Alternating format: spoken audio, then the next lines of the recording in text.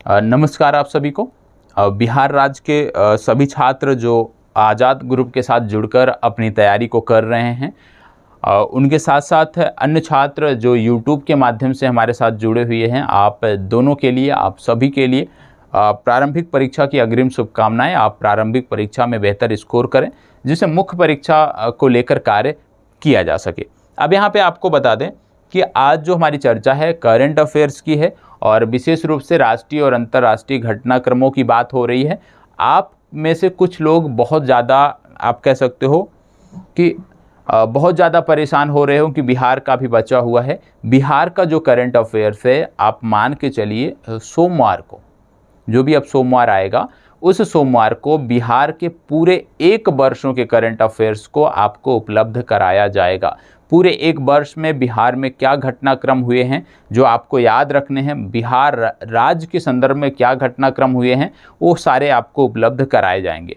One liner की बात थी, वन लाइनर आज से आपका प्रारंभ है। वन लाइनर आप देख सकते हैं, सुन सकते हैं, समझ सकते हैं, ठीक है। तो परेशान नहीं होना है। करंट अफेयर्स में लगभग आप कह सकते हो 50 एपिसोड हो चुके हैं और 50 में यदि आप देखोगे 15-15 प्रश्न यदि हम लेके चलते हैं तो भी हमने 500 से 600 प्रश्नों का अध्ययन कर लिया है। और आपको पता है कि जब करंट अफेयर्स आपको बताया जाता है तो प्रश्न का सिर्फ जवाब ही नहीं बताया जाता, बल्कि उससे जुड़े हुए कुछ फैक्ट भी बताए जाते हैं।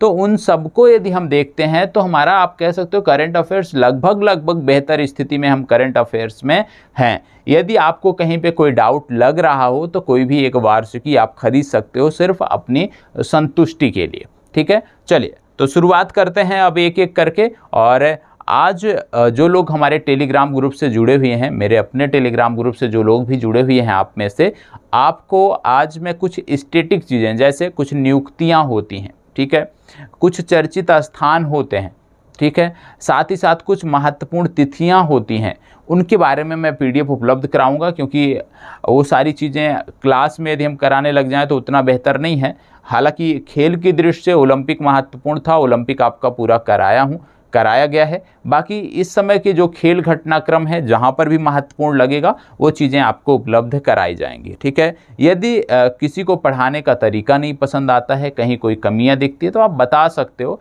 लेकिन बताने का एक बिहेवियर, व्यवहार आपका होता है, आप किस भाषा में बता रहे हो, ठीक है। तो भाषा का जो चयन है वो बहुत ज़रूरी है कि बेहतर हो। उसी से पता चलता है कि आप किस मानसिकता के हो, किस सोच के हो, ठीक है। तो भाषा का चयन कभी ज़रूरी नहीं। इस प्लेटफॉर्म पे, किसी भी प्लेटफॉर्म पे आप जुड़े हैं तो कुछ भी आपको पूछना है, कुछ भी आपको सलाह देना है, तो भाषा का चयन जो है वो अच्छा होना चाहिए, ठीक है। वहीं से आपकी पहचान, भले ही अगला आपको देख नहीं रहा है, लेकिन कहीं ना कहीं आपके बारे में उसको आइडिया लग जाता है, आपकी भाषा से, आपके प्रश्नों से, आपके तर्क से, आपके कुतर्क से, ठीक है।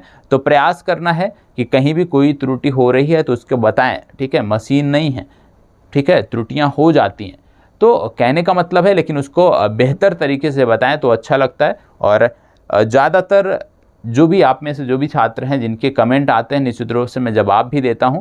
तो आज के लिए जो मैंने बोला है कि पीडीएफ ऑनलाइनर वाली भी शेयर करूंगा, तो उसके लिए टेलीग्राम ग्रुप की लिंक टॉप में मैं दे दूंगा आज, तो वहां से आप जुड़कर अपने पीडीएफ प्राप्त कर सकते हैं, ठीक है।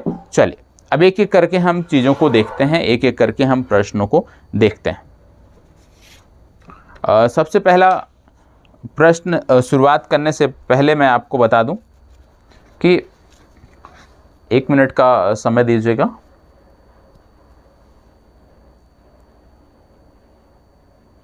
चलिए अब शुरुआत करते हैं हम।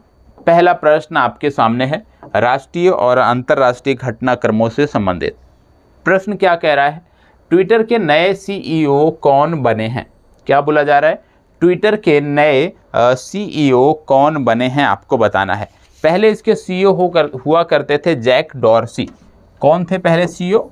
Jack Dorsey. और जैक डॉर्सी जो थे ये ट्विटर के संस्थापक सदस्यों में से एक थे। और आपको यदि कभी पूछ लिया जाए कि ट्विटर की स्थापना कब हुई थी, तो ट्विटर की स्थापना वर्ष 2006 में हुई थी। और यूएसए बेस्ड आप कह सकते हो एक संस्था है, ये आपको पता होना चाहिए। जैक डॉर्सी समेत 2 से 3 अन्य लोग थे जो इसके संस्थापक सदस्यों में जाने जाते हैं, ये आपको पता होना चाहिए। ठीक है, चलिए आगे बढ़ते हैं और सबसे पहले इसका जवाब देख लेते हैं, उसके बाद हम आगे बढ़ेंगे। यहाँ पे आपको देखने को मिल रहा है ट्विटर के नए CEO कौन बने हैं। मनु भंडारी, BR चौधरी, पराग अग्रवाल, अमित रस्तोगी। इनमें से कौन बने हैं आपको बताना है। चलिए जवाब दीजिएगा, अच्छा प्रश्न है।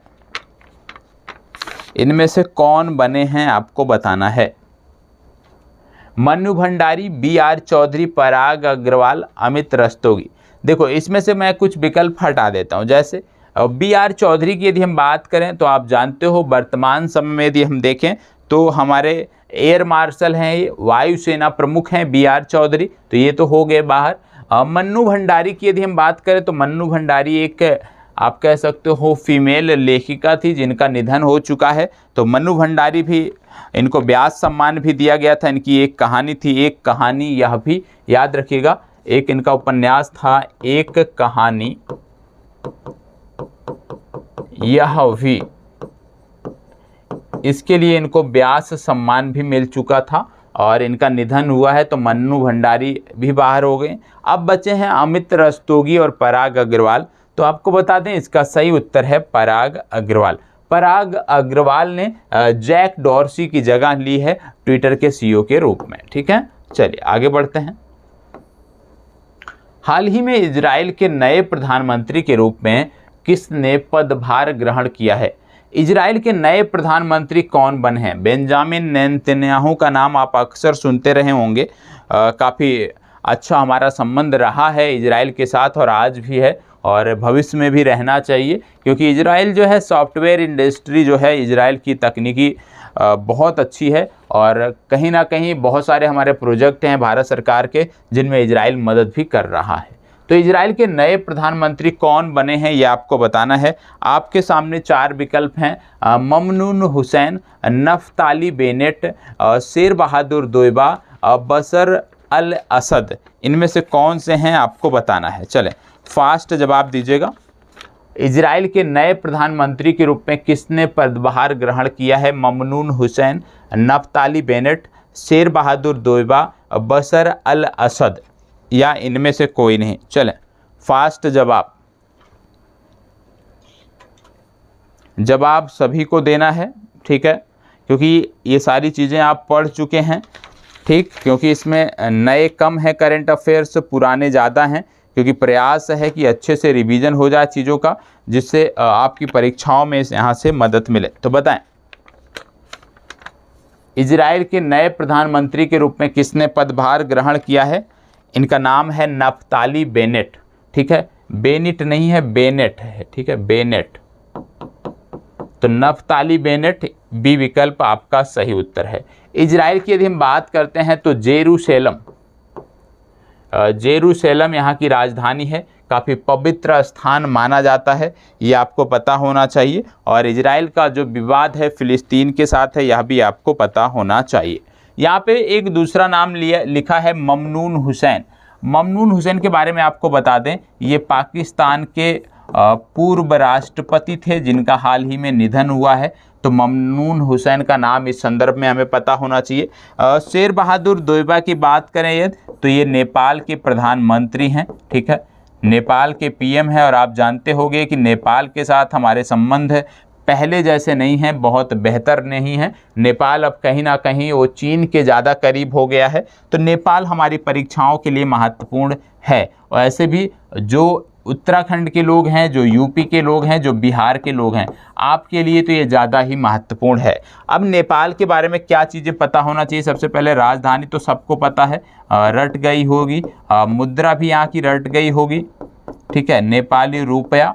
नेपाल के साथ भारत एक सैन्य अभ्यास करता है, आप कह सकते हो वायुसेना का सैन्य अभ्यास है, जिसको बोलते हैं सूर्य किरण। ये भी आपको पता होना चाहिए। भारत और नेपाल के बीच आयोजित होने वाला एक सैन्य अभ्यास है सूर्य किरण। सूर्य किरण के बारे में आपको पता होना चाहिए। इसके साथ साथ एक राष्ट्रीय उद्यान है, कभी पूछा जा सकता है क्योंकि लगातार चर्चा में रहता है, चितवन राष्ट्रीय उद्यान। ये भारत और नेपाल की सीमा पर ही है। चितवन राष्ट्रीय उद्यान, ये आपको पता होना चाहिए। और प्रोजेक्ट टाइगर के अंतर्गत यहाँ पे यदि हम देखें तो नेपाल सरकार बाघों को संरक्षित कर रही है, तो चितवन राष्ट्रीय उद्यान भी हमें पता होना चाहिए। इसके साथ साथ अगला नाम आ रहा है बशर अल असद। आप जानते होंगे सीरिया का विवाद काफ़ी लंबा खींचा था, तो ये सीरिया के राष्ट्रपति उस समय भी थे और आज भी ये सीरिया के राष्ट्रपति हैं, ये आपको पता होना चाहिए। तो बशर अल असद ये सीरिया के राष्ट्रपति हैं, ये आपको पता होना चाहिए। चलें इसको बताएं, देश का पहला शहर जहां पर सार्वजनिक परिवहन हेतु रोपवे सेवाओं को विकसित किया जाएगा कौन सा है। और आप जानते हो कि इस समय एक रोपवे चर्चा में है, इसीलिए इस प्रश्न को मैंने यहाँ पे रखा है। तो सबसे पहले आप बताएं कि देश का पहला शहर जहाँ पर सार्वजनिक परिवहन होती है, इस शब्द पर गौर करिएगा, सार्वजनिक परिवहन हेतु रोपवे सेवाओं के गठन को मंजूरी दी गई है। तो ये कौन सा शहर है जहाँ पर सार्वजनिक परिवहन हेतु रोपवे की मंजूरी दी गई है, ये आपको बताना है। बताएं, गांधीनगर, वाराणसी, पटना और कोहिमा, 4 विकल्प हैं, इन चारों में से आपको अपने उत्तर का चुनाव करना है। आप जानते होंगे एक पर्वत है त्रिकुंड पर्वत, इस समय तो सबको पता होगा, त्रिकुंड पर्वत है। और त्रिकुंड पर्वत देवघर स्थान आप जानते होंगे, भगवान शिव का बहुत पवित्र स्थान माना जाता है। तो त्रिकुंड पर्वत जो है देवघर में, और आपको बता दें इस त्रिकुंड पर्वत में 3 पर्वत हैं और इनमें जो सबसे ऊंचा पर्वत है उसकी ऊंचाई पूछी जा सकती है, तो उसकी ऊंचाई है 766 मीटर।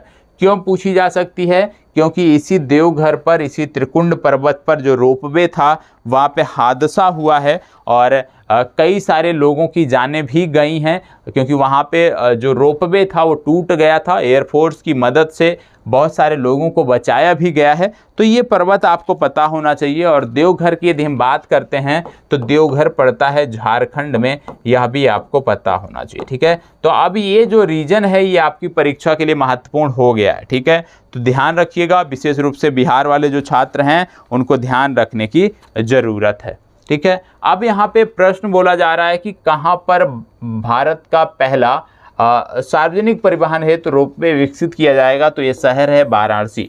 वाराणसी की बात करें तो आप जानते हो उत्तर प्रदेश का एक शहर है, भारतीय प्रधानमंत्री का ये संसदीय क्षेत्र है। और आप जानते हो पिछले दिनों रुद्राक्ष कन्वेंशन सेंटर की स्थापना की गई थी और बनारस को क्योटो बनाने की बात की जा रही थी प्रारंभ में, और उसी के अंतर्गत ये कार्य हुआ है, ये आपको पता होना चाहिए। साथ ही साथ इसमें आपको बता दें कि जब हम बात करते हैं उत्तर प्रदेश की, तो उत्तर प्रदेश में 2 नए विश्वविद्यालय भी बन रहे हैं जो काफ़ी चर्चा में हैं। पहला है राजा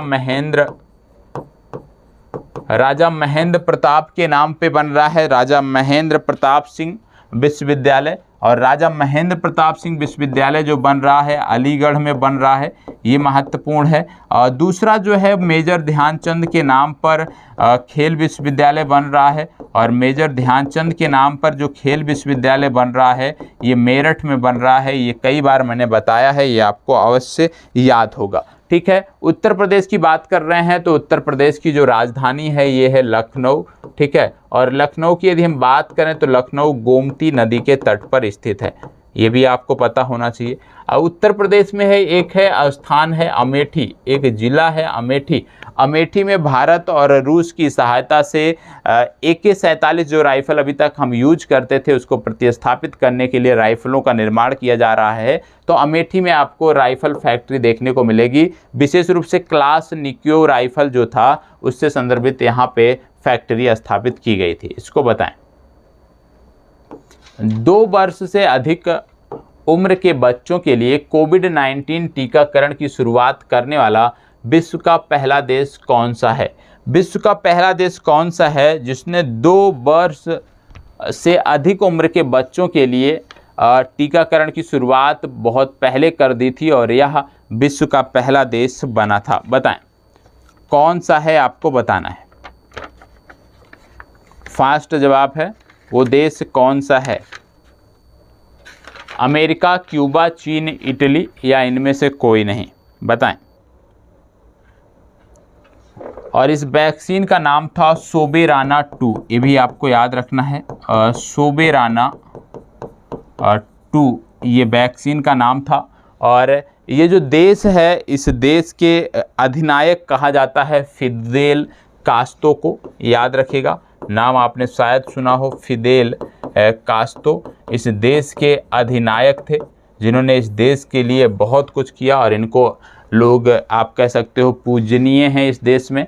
और ये देश है आपका क्यूबा। ठीक है, तो इस देश की बात हो रही है, ये देश है क्यूबा, ये आपको पता होना चाहिए। क्यूबा के बारे में यदि हम बात करें तो क्यूबा को गन्ना और सिगार का देश कहा जाता है। भूगोल में आपने पढ़ा होगा, यह भी आपको पता होना चाहिए। इसके साथ साथ एक गांव है बेयान गांव, जम्मू कश्मीर का एक गांव है बेयान गांव। और बेयान गांव जो था वयस्कों को, अपने गांव के वयस्कों को 100% टीकाकरण करने वाला भारत का पहला गांव बना था। ये भी आपको पता होना चाहिए। बेयान गांव कहाँ पे है? जम्मू कश्मीर में है। इतनी जानकारी आपको होनी चाहिए। ठीक है, चलिए अगला प्रश्न। विश्व का सबसे बड़ा और सबसे ऊंचा ऑब्जर्वेशन व्हील कहाँ खोला जाएगा? विश्व का सबसे बड़ा और सबसे ऊंचा ऑब्जर्वेशन व्हील कहाँ खोला जाएगा? इसे फेरिस व्हील भी कहा जाता है। फेरिस, इसे फेरिस व्हील भी कहा जाता है। तो ये कहाँ खोला जाएगा ये आपको बताना है। बताएं, ये कहाँ खोला जाएगा? Dubai, Riyadh, Manama, Moscow. यहाँ पे जो चारों नाम दिए हुए हैं ये 4 देशों की राजधानियाँ हैं। अब ज़रूरी है, क्योंकि आप सिविल सेवा की तैयारी कर रहे हैं या किसी भी एक दिवसीय परीक्षा की तैयारी कर रहे हैं, तो इन चारों देशों के बारे, जैसे दुबई को छोड़ दें यदि हम, दुबई राजधानी नहीं है, माफ़ करिएगा, लेकिन मास्को हो गया, मनामा हो गया, रियाद हो गया, ये तीनों की तीनों एक देश की राजधानियां हैं, इसलिए इनके बारे में भी आपको पता होना चाहिए। आपका होमवर्क है, रियाद किस देश की राजधानी है, मनामा किस देश की राजधानी है, मास्को किस देश की राजधानी है, उस देश का नाम, साथ ही साथ मुद्रा का नाम भी आप कमेंट बॉक्स में बताएंगे। देश का नाम और मुद्रा का नाम, दोनों का नाम आपको कमेंट बॉक्स में बताना है।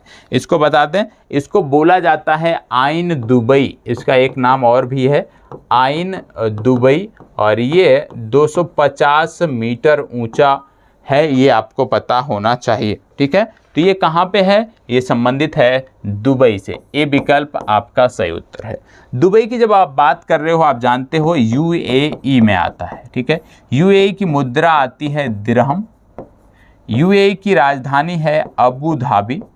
और आपको पता होगा यूएई ने पिछले दिनों अपना मंगल मिशन सफलतापूर्वक पूरा किया था, जिसको बोलते थे होप मिशन। तो याद रखिएगा, होप मिशन जो है ये यूएई का अंतरिक्ष मिशन है। यह भी आपको याद रखने की ज़रूरत है। आपसे एक होमवर्क मैं और पूछ रहा हूँ कि यूएई जो है इसका सर्वोच्च नागरिक सम्मान क्या है? इसका सर्वोच्च नागरिक सम्मान क्या है, उसको क्या कहते हैं? यूएई के सर्वोच्च नागरिक सम्मान को क्या कहते हैं, आपको बताना है। यूएई के पास आपको देखने को मिलता है 2 जल निकाय आपको देखने को मिलते हैं। एक है फारस की खाड़ी, एक है ओमान की खाड़ी। क्या देखने को मिलती है? फारस की खाड़ी और ओमान की खाड़ी। अब अगर फारस की खाड़ी और ओमान की खाड़ी देखने को मिलती है, तो इन दोनों को एक निकाय है जो जोड़ता है, आपको पता होगा। और ये जो जल संधि है जिसकी हम बात करने जा रहे हैं, इसको बोलते हैं होर्मुज जल संधि। तो याद रखिएगा, होर्मुज जल संधि जो है ये फारस की खाड़ी को ओमान की खाड़ी से जोड़ता है, ये आपको पता होना चाहिए। और यूएई से संबंधित है, यह भी आपको जानकारी होनी चाहिए। चलिए अगला प्रश्न। हाल ही में चर्चा में रहा रायमोना रिजर्व फॉरेस्ट किस राज्य से संबंधित है? बताएं, रायमोना रिजर्व फॉरेस्ट किस राज्य से संबंधित है? बताएं, रायमोना रिजर्व फॉरेस्ट किस राज्य से संबंधित है? प्रश्न बहुत ही अच्छा है। क्या है? महाराष्ट्र, असम, पश्चिम बंगाल, मेघालय या इनमें से कोई नहीं? कौन सा सही है आपको बताना है।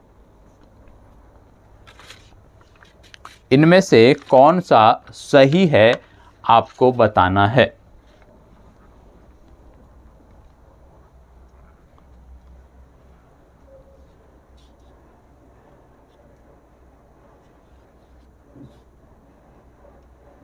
चल बताएं, हाल ही में चर्चा में रहा रायमोना रिजर्व फॉरेस्ट किस राज्य से संबंधित है।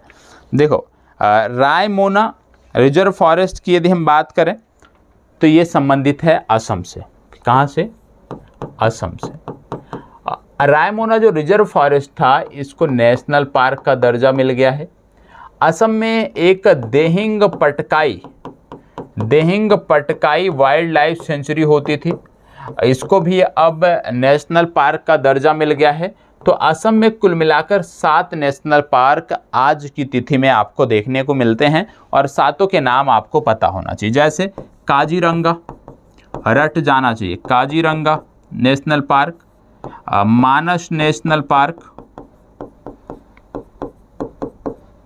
Nameri national park, Orang national park, Dibru Saikhowa national park. कितने हो गए? 3 और 2 5 और ये 2 हो गए आपके 7। कौन कौन से? देहिंग पटकाई और रायमोना। तो कुल 7 नेशनल पार्क देखने को मिलते हैं, जिनमें काजीरंगा और मानस ये महत्वपूर्ण सर्वाधिक है। क्यों? क्योंकि यहाँ पर विश्व के 2/3 एक सिंघी गैंडे आपको देखने को मिलते हैं। एक सिंघी गैंडों का जो आवास स्थल है भारत में असम और पश्चिम बंगाल में है। पश्चिम बंगाल का एक नेशनल पार्क है जिसको बोलते हैं जलदापाड़ा नेशनल पार्क। ठीक है, जलदापाड़ा में और काजीरंगा मानस मिलाकर 2/3 एक सिंघी गैंडे रहते हैं। देखो, इसके साथ साथ मैं एक चीज़ बताना भूल गया, इसीलिए मैंने मैप यहाँ पे रखा है कि जब हम असम की बात करते हैं तो असम में वाटर बेज भी काफ़ी हैं। ठीक है, और ये जो वाटर बेज हैं, ठीक है, नेशनल वाटर बेज, ये आपको पता होना चाहिए। जैसे असम की बात हम करते हैं तो एक वाटर बेज ये आपको देखने को मिल रहा है जो असम से संबंधित है। ये किसको जोड़ता है? सादिया को जोड़ता है। किससे? धुबरी से जोड़ता है। सादिया को धुबरी से जोड़ता है और इसका जो नाम है ये है NW2। याद रखिएगा, NW2 नेशनल वाटर बेज 2 जो है ये सादिया को धुबरी से जोड़ता है और पूरा का पूरा ये जो वाटर बेज है ये ब्रह्मपुत्रा नदी पर बना है और इसकी कुल लंबाई जो है ये 891 किलोमीटर है। तो NW2 जो है ये ब्रह्मपुत्रा नदी पर बना है। दूसरा, ये NW2 जो है ये भारत का दूसरा सबसे बड़ा वाटर बेज है। ठीक है, सबसे बड़ा कौन सा है यदि हम बात करें तो सबसे बड़ा आता है NW1।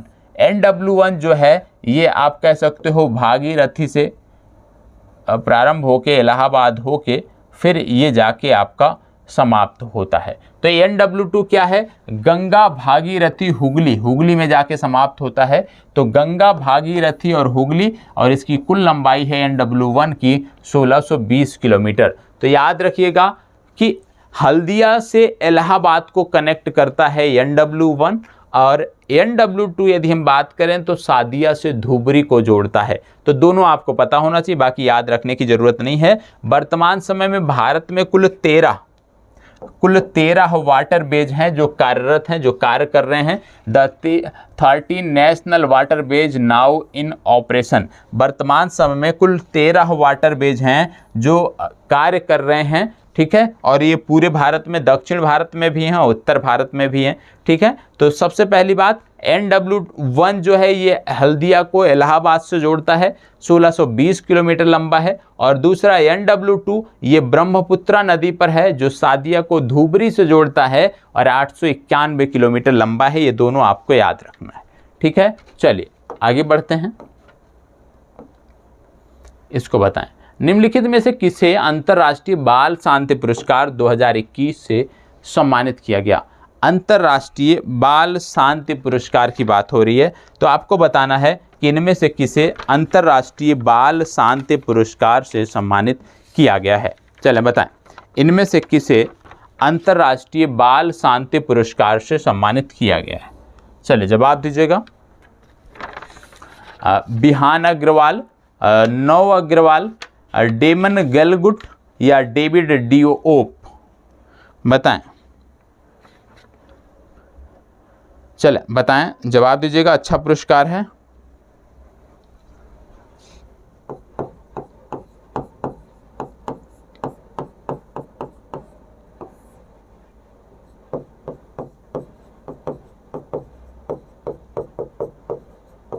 देखो यहाँ पे बात हो रही है अंतर्राष्ट्रीय बाल शांति पुरस्कार। तो अंतर्राष्ट्रीय बाल शांति पुरस्कार बिहान अग्रवाल और नौ अग्रवाल को दिया गया। दोनों भाई हैं, दिल्ली से संबंधित हैं और इन दोनों ने विशेष रूप से पर्यावरण को संरक्षित करने के लिए वृक्षारोपण की मुहिम चलाई थी। काफ़ी संख्या में वृक्ष लगवाए थे। साथ ही साथ जो ठोस अपशिष्ट निकलता है, ठोस कचरा जो निकलता है, उसके निस्तारण के लिए भी इन्होंने प्रयास किया और इसी को लेकर इनको ये पुरस्कार दिया गया है। इसके बाद अगला नाम सी विकल्प में आपका है डेमन गलगुट। तो कहने का मतलब इस प्रश्न का तो सही उत्तर हो जाएगा ई विकल्प। ठीक है, इसके बाद सी विकल्प में दिया है डेमन गलगुट। डेमन गलगुट की यदि हम बात करते हैं तो इनको बुकर पुरस्कार 2021 मिला है और इनकी जो उपन्यास था उसका नाम था the promise.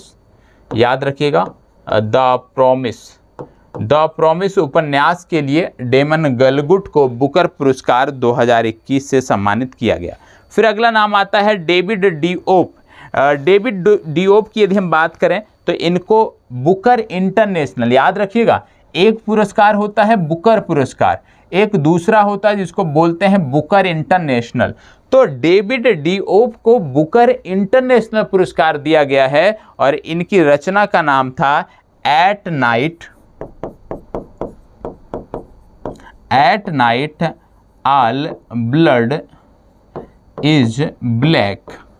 At night all blood is black ये रचना थी डेविड डिओप की। ये फ्रांस के हैं और फ्रांस के पहले व्यक्ति हैं जिनको यह पुरस्कार मिला है। तो याद रखना है, इनको मिला है बुकर इंटरनेशनल। तो दोनों उपन्यास का नाम याद आना चाहिए, साथ ही साथ दोनों लेखकों का नाम आपको याद रहना है, क्योंकि यहाँ से प्रश्न बन सकता है। जरूरी नहीं है कि आपसे पूछ लिया जाए कि बुकर इंटरनेशनल किसे दिया गया, बुकर पुरस्कार किसे दिया गया। इस तरह से भी प्रश्न बन सकता है कि द प्रॉमिस उपन्यास के लेखक कौन हैं, या at night all blood is black ये किसकी रचना है। इसलिए इसके लिए भी तैयार रहना होगा।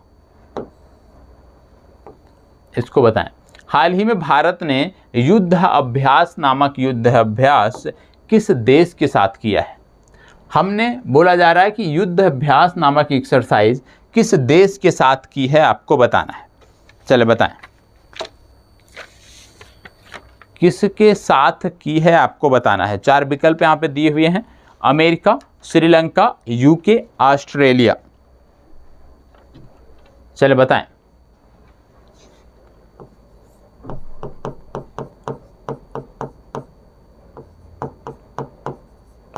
जवाब दीजिएगा। देखो, ऑस्ट्रेलिया के साथ हम करते हैं ऑस इंडेक्स, ठीक है, ये हो गया हमारा ऑस्ट्रेलिया के साथ। श्रीलंका के साथ यदि हम बात करें तो श्रीलंका के साथ 2 से 3 अभ्यास होते हैं, लेकिन जो लेटेस्ट है वो है मित्र शक्ति नामक सैन्य अभ्यास जो है हम श्रीलंका के साथ करते हैं, ये आपको पता होना चाहिए। फिर बात आती है यूके की। यूके के साथ भी हम सैन्य अभ्यास करते हैं, जिनमें सबसे महत्वपूर्ण है अजय वारियर। और अजय वारियर जो सैन्य अभ्यास है ये चौबाटिया उत्तराखंड में हुआ था। अजय वारियर नामक सैन्य अभ्यास हम यूके के साथ करते हैं, चौबाटिया नामक स्थान पर हुआ था उत्तराखंड में। अब बचा अमेरिका। अमेरिका के साथ हम करते हैं युद्ध अभ्यास नामक अभ्यास। इसका मतलब है कि ए विकल्प इस प्रश्न का सही उत्तर है। ठीक है, चलिए आगे बढ़ते हैं। हाल ही में चर्चा में रहा जैपैड नामक बहुराष्ट्रीय सेना अभ्यास किस देश में आयोजित हुआ था? जैपैड नामक बहुराष्ट्रीय सेना अभ्यास कहाँ आयोजित हुआ था, आपको बताना है। जैपैड, चले बताएं, किस देश में ये बहुराष्ट्रीय सैन्य अभ्यास आयोजित हुआ था, बताएं। ये महत्वपूर्ण है, चले जवाब दीजिएगा, कहाँ पर आयोजित हुआ था? देखो जयपैड की यदि हम बात करें तो सबसे पहली बात ये रूस में आयोजित हुआ था और भारत भी इसमें भाग लिया था। भारत ने लगभग 200 सैनिकों के एक दल को यहाँ पर इस अभ्यास में भाग लेने के लिए भेजा था। अब रूस की बात हो रही है तो आप जानते हो रूस की राजधानी है मॉस्को। रूबल यहाँ की मुद्रा है, रशियन रूबल। इसके साथ साथ रोसकॉसमॉस यहाँ की अंतरिक्ष एजेंसी है। व्लादिमीर पुतिन यहाँ के राष्ट्रपति हैं। और यहाँ पर यदि हम बात करें कि रोसकॉसमॉस किस रॉकेट का प्रयोग करता है तो ये आप कमेंट बॉक्स में बताओगे, क्योंकि कई बार मैंने इसके बारे में आपको बताया है। ठीक है, चलिए अगला प्रश्न। भारत अंतर्राष्ट्रीय व्यापार मेला 2021 में भागीदार राज्य कौन सा था? विशेष रूप से आप कह सकते हो जिनका आगामी एग्जाम है उनके लिए ये बहुत ही महत्वपूर्ण है। चलें फास्ट जवाब, इतना समय नहीं लेना है। और आपको बता दें ये 40वां अंतर्राष्ट्रीय व्यापार मेला था जिसकी थीम थी आत्मनिर्भर भारत। आत्मनिर्भर भारत थीम के अंतर्गत इसका आयोजन किया गया था। इसमें कोई भी इस प्रकार का जब मेला होता है तो एक होता है भागीदार राज्य, एक होता है फोकस राज्य। तो यहाँ पे क्या बोला जा रहा है आपसे? यहाँ पे बोला जा रहा है भागीदार राज्य कौन सा है, ना कि फोकस। आपको बता दें वो फोकस राज्य जो थे ये थे यूपी और झारखंड। यूपी और झारखंड 40वें अंतर्राष्ट्रीय व्यापार मेले में फोकस राज्य थे। भागीदार राज्य की बात करें तो भागीदार राज्य था बिहार। याद रखना है, भागीदार राज्य था बिहार, मतलब सी विकल्प इस प्रश्न का सही उत्तर है। ठीक है, चलिए इसी तरह से एक और आपसे पूछा जा सकता है विश्व पुस्तक मेला। ठीक है, 30वां विश्व पुस्तक मेला हुआ था प्रगति मैदान में। यहाँ पे क्या प्रश्न बन सकता है? यहाँ पे बन सकता है कि विश्व पुस्तक मेले में अतिथि देश कौन सा था? तो याद रखना है विश्व पुस्तक मेले में अतिथि देश था फ्रांस। यह भी आपको तैयार रखना है। ठीक है, चलो बताएं इसमें हाल ही में चर्चा में रहा बोनालू महोत्सव किस राज्य में मनाया गया? फास्ट जवाब, हाल ही में चर्चा में रहा बोनालू महोत्सव कहाँ मनाया गया? हाल ही में चर्चा में रहा बोनालू महोत्सव कहाँ मनाया गया? बोनालू महोत्सव की बात हो रही है। बोनालू महोत्सव है तेलंगाना से। कल मैंने रुद्रेश्वर का मंदिर के बारे में बात किया था, काकतीय रुद्रेश्वर मंदिर के बारे में, रामप्पा मंदिर के बारे में, दोनों एक ही चीज़ हैं। तो वहाँ से इस प्रश्न को रखा गया था। चलो इसको बताओ। हाल ही में गर्भपात के लिए अनुमति देने वाले नए नियम में गर्भपात की सीमा को बढ़ाकर कितना कर दिया गया है? कुछ विशेष परिस्थितियां होती हैं जिसके लिए सरकार ने ये छूट दी है, क्योंकि इसकी मांग कई वर्षों से हो रही थी।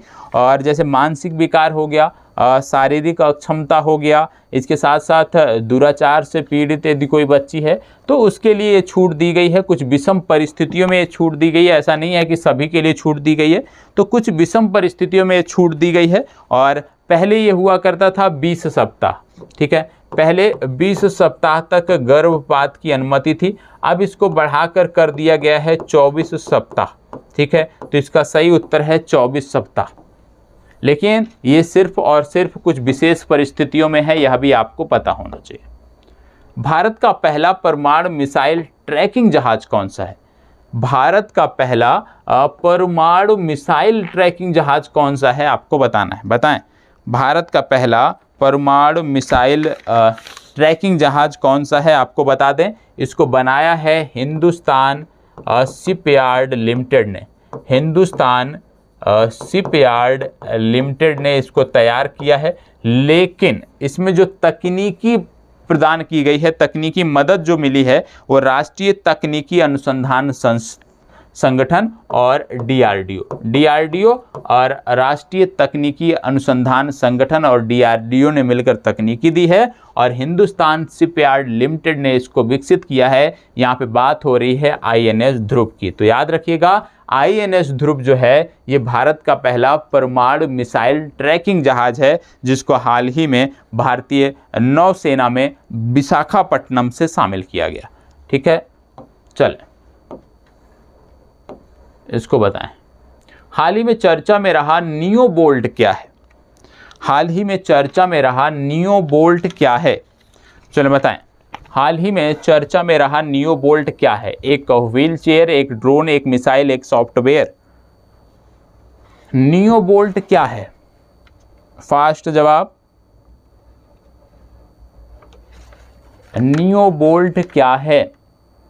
देखो बात हो रही है नियो बोल्ट की, तो आपको बता दें नियो बोल्ट एक व्हील चेयर है, स्वदेशी मोटर चालित व्हील चेयर है, जिसको आईआईटी मद्रास ने तैयार किया है। तो इसका सही उत्तर हो गया ए विकल्प, एक व्हील चेयर। आज का लास्ट प्रश्न ध्यान से, टोक्यो पैरा ओलंपिक से संबंधित है, मैं कह दूंगा। तो इसमें आपको बताना निम्नलिखित में से किस खिलाड़ी का संबंध बैडमिंटन से है? टोक्यो पैरा ओलंपिक से मैंने खिलाड़ियों के नाम लिए हैं, ठीक है, मतलब सभी के सभी पैरा खिलाड़ी हैं। तो निम्नलिखित में से किस खिलाड़ी का संबंध बैडमिंटन से है, आपको बताना है। Avani Lekhara, Manish Narwal, Mariyappan Thangavelu, Suhas L Y. बताएं, फास्ट जवाब। देखो मरियप्पन थंगबेलु तो एक एथलेटिक्स थे, ठीक है, इनको आप हटा दो। इसके साथ साथ बचे अवनी लेखरा और मनीष नरवाल, तो ये निशानेबाजी से जुड़े हुए हैं, इनका खेल है निशानेबाजी। अब बचे हैं सुहास एल वाई, वर्तमान समय में नोएडा के डीएम हैं, और सुहास एल वाई ने बैडमिंटन में रजत पदक जीता था, तो इनका नाम आपको याद रखना है। डी विकल्प आपका इस प्रश्न के लिए सही उत्तर है। कहने का मतलब है यही प्रश्न आपकी परीक्षा में नहीं आएगा, लेकिन इससे आपको ये आइडिया होना चाहिए कि खिलाड़ियों से संबंधित प्रश्न पूछे जाएंगे और खिलाड़ी और उनके खेल के बारे में हमें अवश्य पता होना चाहिए, ठीक है। तो आज के लिए इतना ही, कल फिर मिलेंगे। और क्विक रिवीजन सीरीज थोड़ा सा मैं उसको आपको दिखा देता हूँ, थोड़ा सा उसकी एक झलक मैं आपको दिखा देता हूँ। और आप सभी से आग्रह है कि इसके बारे में आप कमेंट अवश्य दीजिएगा कि क्या इसको आगे बढ़ाया जाए या ना बढ़ाया जाए, क्योंकि कल से ये आपको मिलना प्रारंभ हो जाएगा। देखो इस तरह से कुछ पीडीएफ है, ठीक है। अब इनमें क्या है, क्योंकि क्विक रिवीजन है, हमें डिटेलिंग में नहीं जाना है चीज़ों के, ध्यान दीजिएगा, क्विक रिवीजन है, हमें चीज़ों के डिटेलिंग में नहीं जाना है। जैसे मैंने बार बार बोला है आपको कि अब अंतिम समय चल रहा है आपकी परीक्षा का, तो लूसेंट या कोई भी ऑनलाइनर है उस पर आपको फोकस करना है।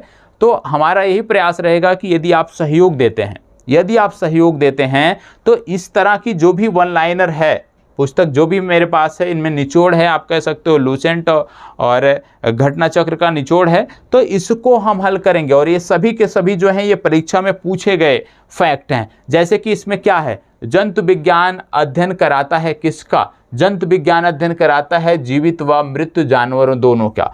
फिर यहाँ पे बोला गया है सही सुमेलन है, मतलब पक्षी विज्ञान को क्या कहते हैं? ऑर्निथोलॉजी। वंशागति को क्या बोलते हैं? जेनेटिक्स। पर्यावरण को क्या बोलते हैं? पर्यावरण के अध्ययन को इकोलॉजी। जीवाश्म के अध्ययन को क्या बोलते हैं? पैलियोबायोलॉजी। तो इस तरह से हमें पढ़ते हुए चलना है, हमें एक एक लाइन पढ़ना है, आगे बढ़ना है, पढ़ना है, आगे बढ़ना है। जैसे आप लूसेंट पढ़ते हो तो उसी तरीके का प्रयास है। और आप एक बार बताइएगा जरूर, इसके बाद से कल इसकी चर्चा हम प्रारंभ करेंगे। और हमारा प्रयास रहेगा कि इस माध्यम से हम कम से कम जो हमारी विषय वस्तु है उसको 100% कंप्लीट कर सके, करंट अफेयर्स को छोड़ के, ठीक है। तो कमेंट बॉक्स में अपना रिव्यू इसके बारे में जरूर दीजिएगा, ठीक है। चलिए, धन्यवाद, बहुत बहुत आभार।